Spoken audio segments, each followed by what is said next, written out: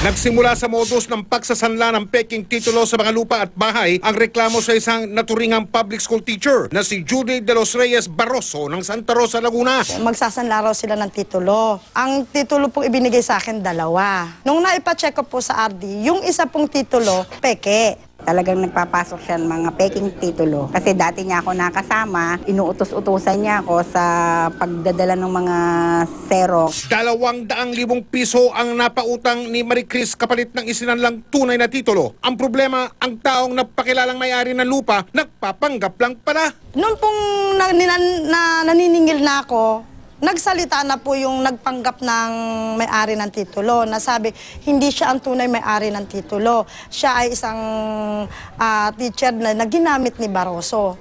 Ang Moonflower Loans and Services Incorporated, huli na rin nang mabisto ang modus ni Barroso. Na-confirm namin na fake lahat. Kukuha siya ng tao, nagagawin niyang dami. Posible na siya ang ipopront na para mag-loan ng pera.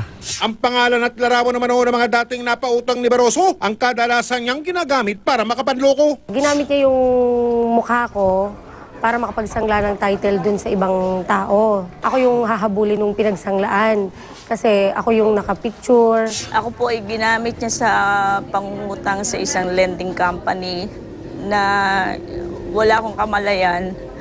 Na nagulat na lang ako na nasa tindahan ko ako na binigyan ako ng warrant of arrest. Napatunayan ni Susan di nga tunay na pangalan. Nagginamit lang ang pangalan at larawan niya sa peking ID na ibinigay ni Barroso sa Moonflower Loans and Services Incorporated. Kinasuhan lahat. So ano po naging reaksyon nila? Ay di yung iba ay lumabas sila na hindi sila yun. At yun, natuklasan namin na meron siyang ginagamit na pangalan.